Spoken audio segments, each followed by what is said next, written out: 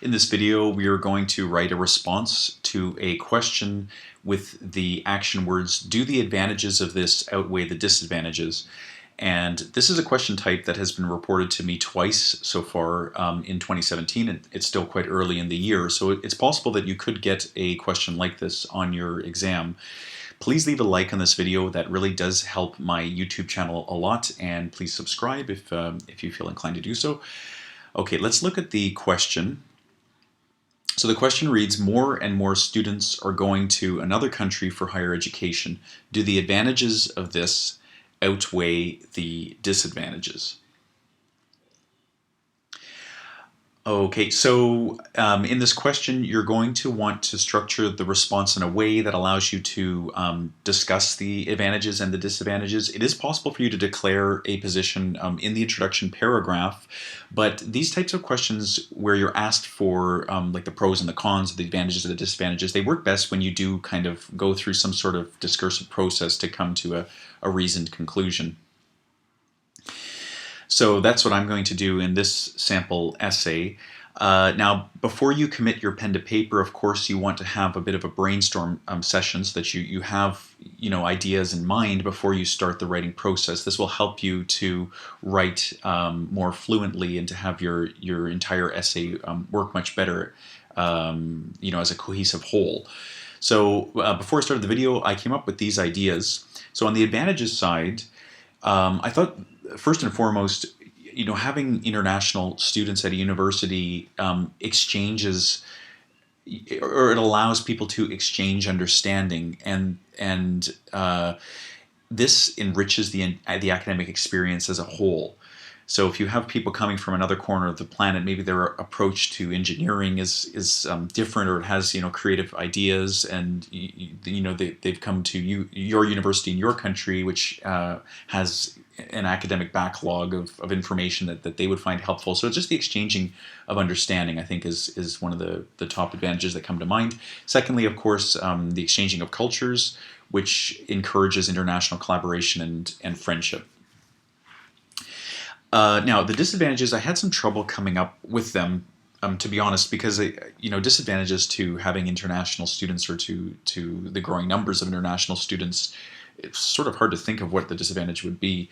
But I thought that something that's kind of been in the news lately, with the apprehension about migration around the world right now, perhaps local students feel they need to compete with foreign students, and this could lead to employment issues in a country, or these sorts of things. But I mean, you can probably tell by the tone of my voice that I'm not completely convinced by these, and in this essay I'm going to declare that this disadvantage is an opinion that people have, just not my opinion really, and that I'm going to kind of disprove this, or show that this is this position is something that is not easy to support, or that there's not a lot of evidence for. Okay, so even before I've started this essay, I know that I'm going to conclude by saying that the advantages do indeed outweigh the disadvantages. All right, so if you're able to kind of have this sort of mental clarity before you start your essay, you're obviously going to write a much more cohesive and a much more coherent piece, because you know where you want to go with the essay eventually. Okay, and that'll help to keep all of your language in line. So, so having a bit of a mental plan is of course important. So let's start the essay. Now, I want to, of course, start with a background sentence, kind of declaring the subject of the essay. So it is very common today for students to go abroad to complete their college or university education. Okay, and then in the second sentence, we want to narrow this to the more specific topic, or the specific theme that we're looking at, and that is the advantages and the disadvantages. And a good way to do that is with however. So after you've declared whatever the topic is, you can say, however, this trend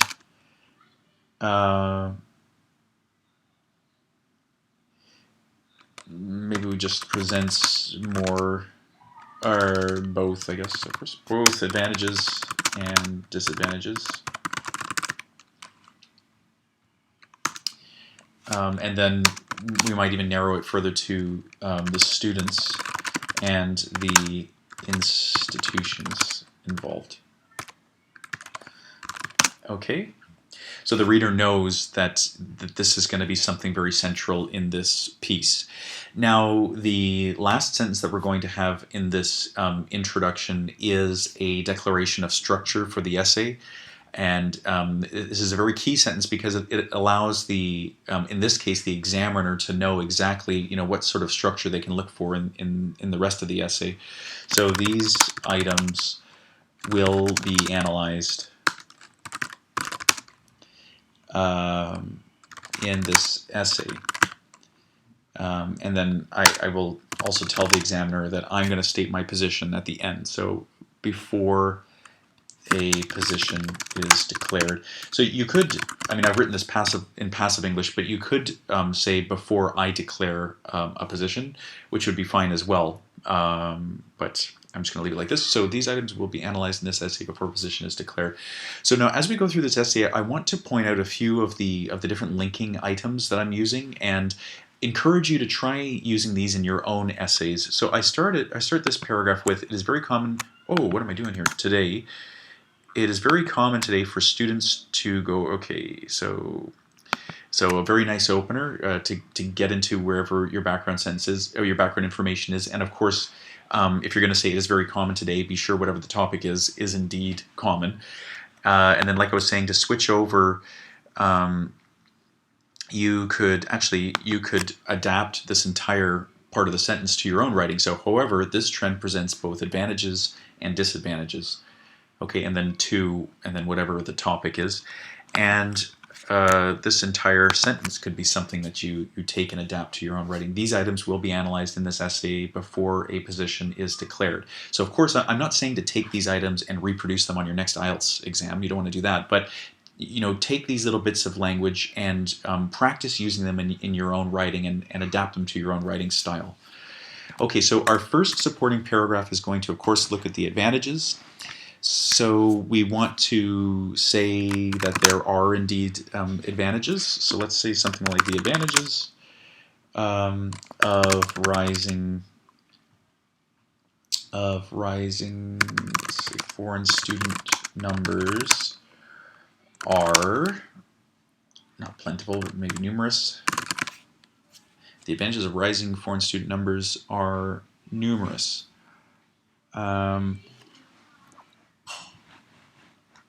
So our point, the point that I shared in my brainstorm, was that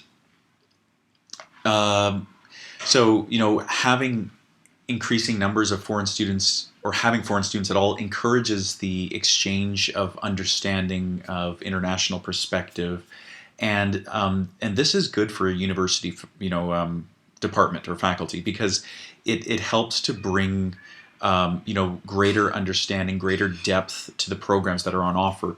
So let's say for one, let's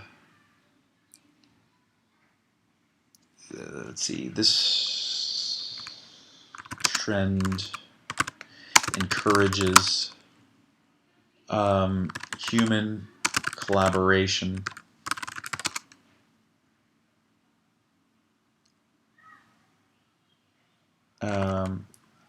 and progress, could we say? Or maybe just human collaboration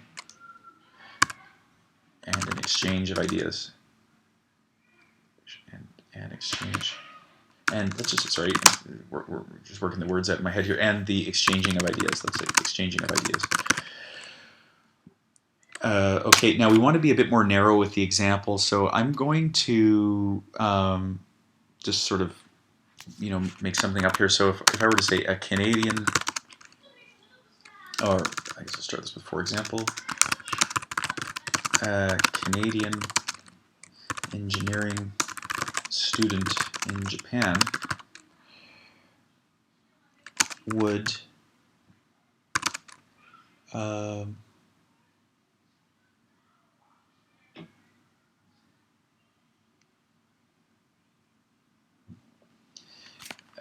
would bring ideas and perspectives different to that of their classmates.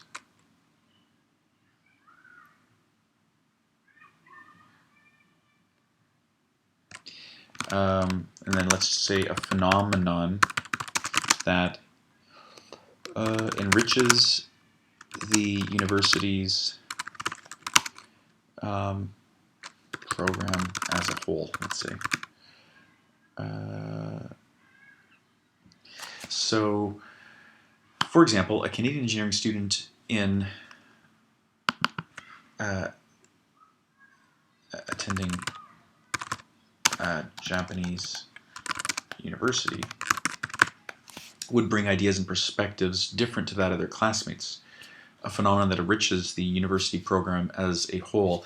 Now, of course, if you did have personal experience as an international student, I don't. For example, I mean, I've gone to school in Canada and the U.S., and those are very, culturally very similar, I guess. But you would want to share something, as concrete as possible, or if you had something that you could say as a personal experience, that would obviously, bring the example to life and be a much greater support for your argument. But anyways, this works in this case. So, for example, a Canadian engineering student attending a Japanese university would bring ideas and perspectives different to that of their classmates, a phenomenon that enriches the university's program, and let's just say, and level of discussion as a whole. Okay. All right. Now, in addition to this, we were going to say that foreign students at universities outside their home country. This is a phenomenon that helps to encourage cultural understanding. So let's say, in addition to this, having studied outside their home country, this student would take valuable international. Now, I've used the word perspective, I've used the word understanding, have I? So let's say understanding. No, I haven't used understanding. Okay, just don't want to double up in the vocab too much, In addition to this, having studied outside their home country, this student would take valuable international understanding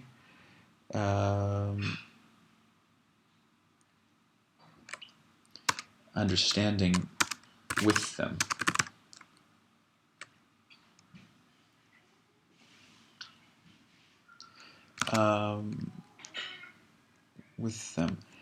And then we just want to point out this is an important second benefit that promotes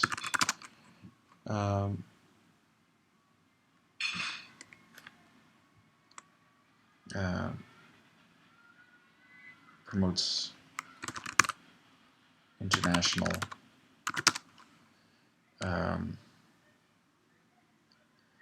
friendship, let's see. Okay, I'm just going to stick in here too. Promotes peace and international friendship. Okay. Okay, so now we've shared a few very concrete examples, or basically are making two conclusions based on one concrete example. So this Canadian engineering student, so two good things come from that when they attend university in Japan. So now what we want to do is we want to bring this paragraph to a close. So let's say, as these examples show,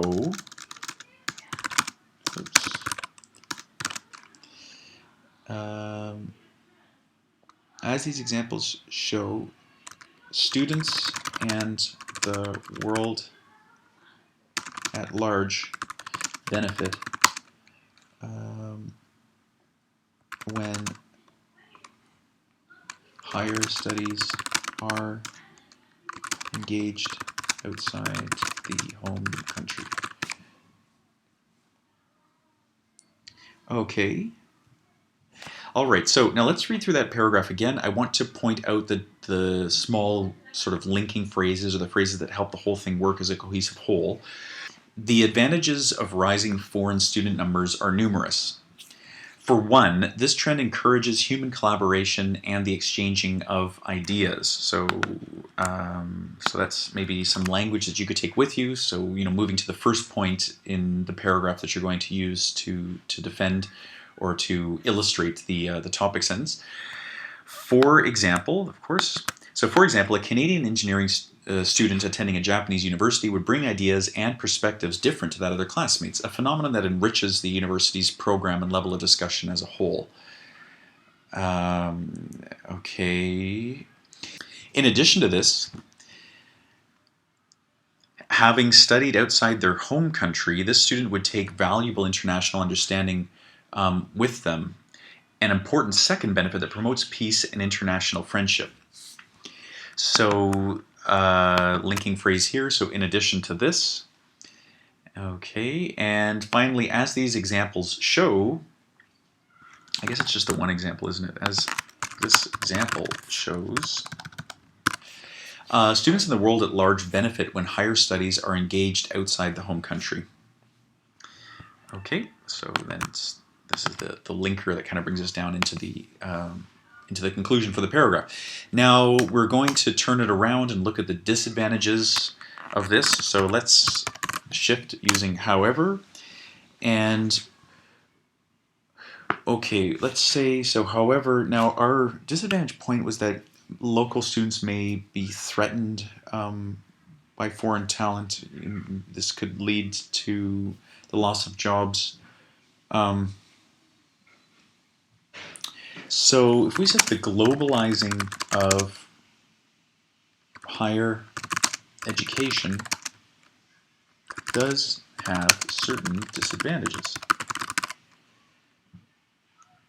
And you know what, like I was saying, I want to sort of give the reader the feeling that I'm much more in support of the advantages, but I don't want to do that without fully declaring what the disadvantages could be. So I guess what I'm saying is I just want to distance myself a little bit. So I'm going to stick in here, many would argue. Okay, so it's sort of like, this isn't really my opinion. These are disadvantages that somebody might argue, but that person isn't necessarily me. So however, many would argue the globalizing of higher education does have certain disadvantages. So we might talk about the perspective or the opinion that foreign student numbers are a threat in some ways. So we might say, so for many young adults, foreign students may represent a threat to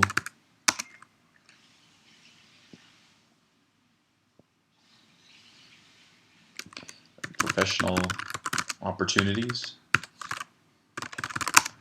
after school.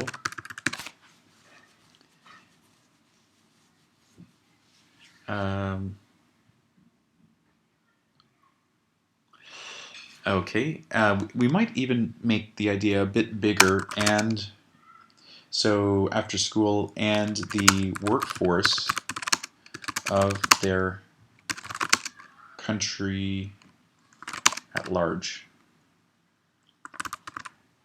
I think I've used that large before. Let's say the overall workforce.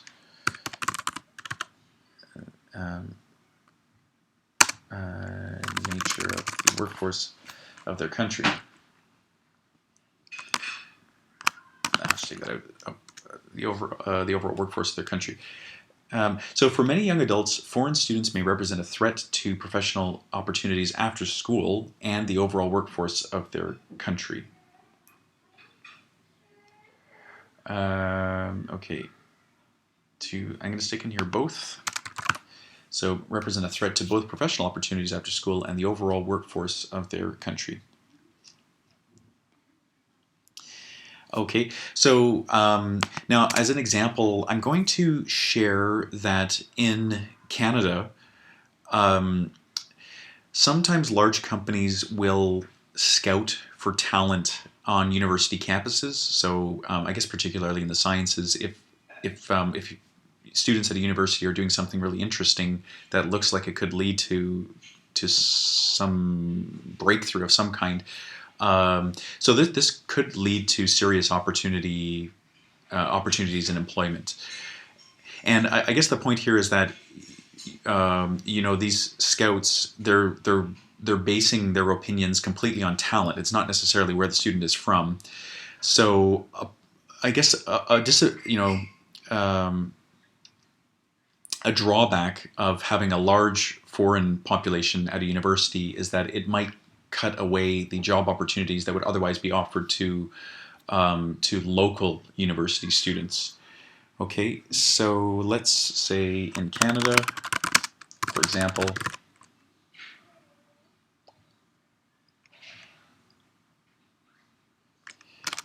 companies scout talent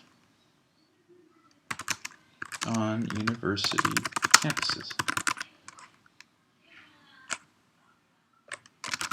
And at select times, this means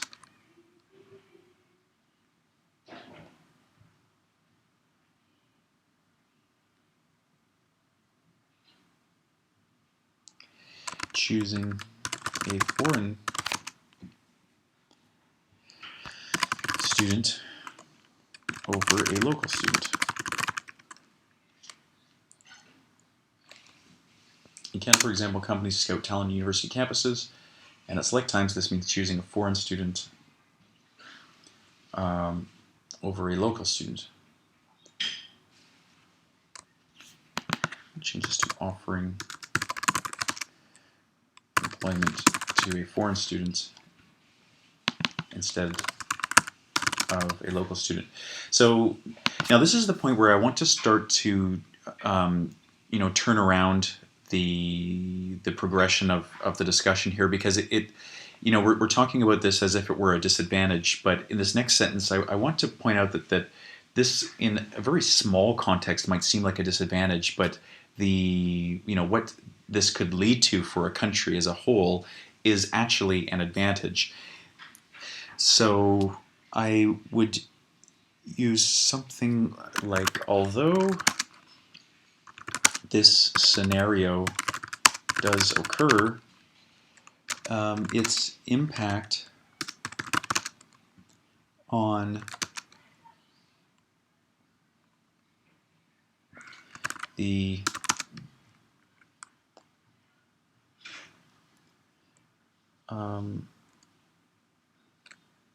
local workforce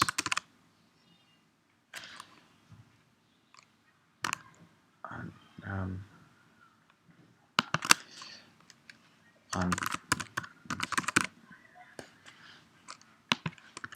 local graduates and their employment opportunities. I think what I'll say is that it is a problem, but it's something that has been kind of sensationalized by the media, and that with growing globalization, these local graduates have opportunities across the world, really. So if if in select cases a foreign student might be chosen over them, but in the grand scheme of things, there's lots of opportunities for their employment. So let's say its impact on local graduates and their employment opportunities is sensationalized. Has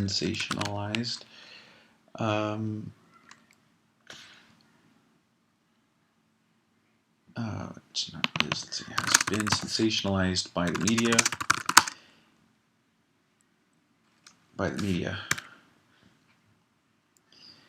And actually, I guess we could even stick in here and President Trump, let's say.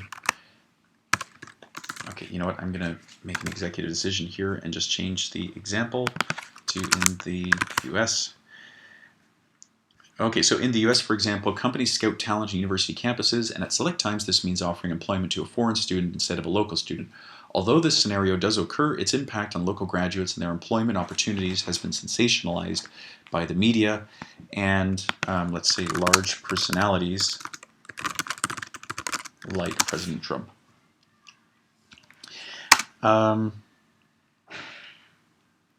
So now I want to kind of lead us to the bigger idea that having the most talented people in the world, study in your country and then go on to make great discoveries in your country, that's good for your country. So that's where I'm going here. I'm going to say, moreover, it should be remembered that attracting the world's most talented students means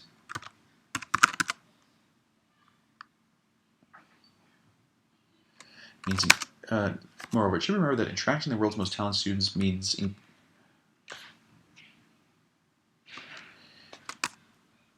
increases opportunities for important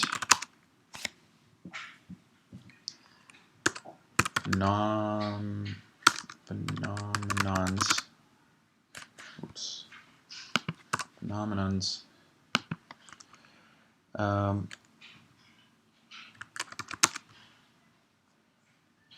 it's like scientific discoveries.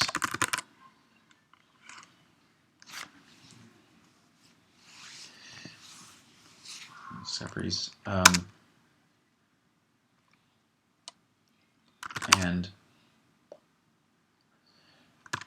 let's just see about that. So, okay. Scientific discoveries. Okay, so moreover, it should be remembered that attracting the world's most talented students increases opportunities for important phenomena like scientific discoveries. Okay, so now we just want to close the paragraph by making it clear to the reader that we're not totally convinced that the disadvantages are something that we can support. So we'd say something like, thus, the disadvantages of students going abroad for higher education are somewhat difficult to defend, or I mean, in this case, it's even, I find it difficult to define. And I'm going to take out somewhat, maybe that's a little too informal, or difficult to define. Okay, so let's read through that paragraph and we'll look at the different ways the ideas link together. So firstly, we showed the reader that we're turning the essay around to look at the disadvantages. So we've used the word however. And as I was saying, I stuck in here, many would argue, which is, it's helpful in distancing yourself a little bit if you want to or need to. For many, however, many would argue the globalizing of higher education does have certain disadvantages. For many young adults, foreign students may represent a threat to both professional opportunities after school and the overall workforce of their country. In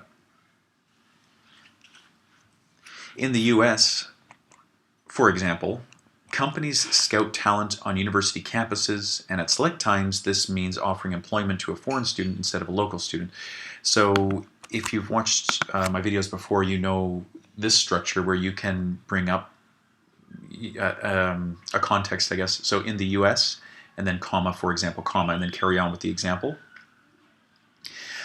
Okay, although this scenario does occur, right? So this is language that you can use in your own essay to kind of turn the direction of the discussion.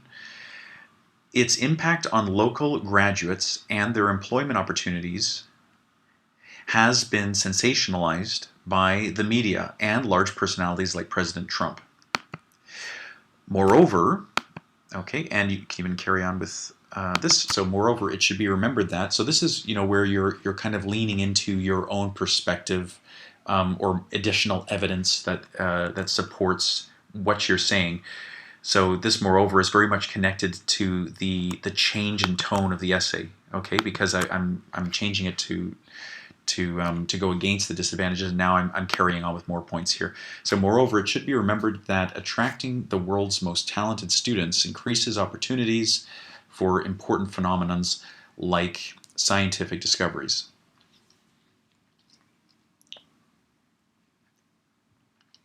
Thus, the disadvantages of students going abroad for higher education are difficult to define.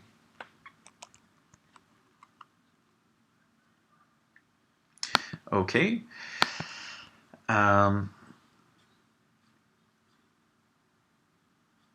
Okay, so now the whole point of the video is we're looking at a question that asks about whether advantages outweigh disadvantages.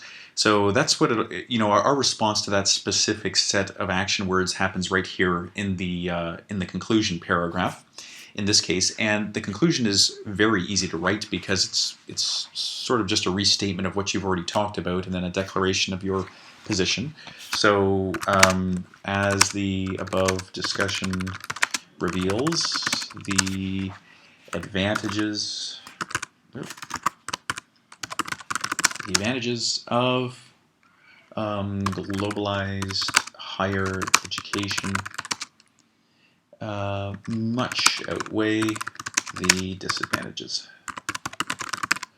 And then I'm just going to stick in a personal hope here. So, and I strongly hope countries continue to encourage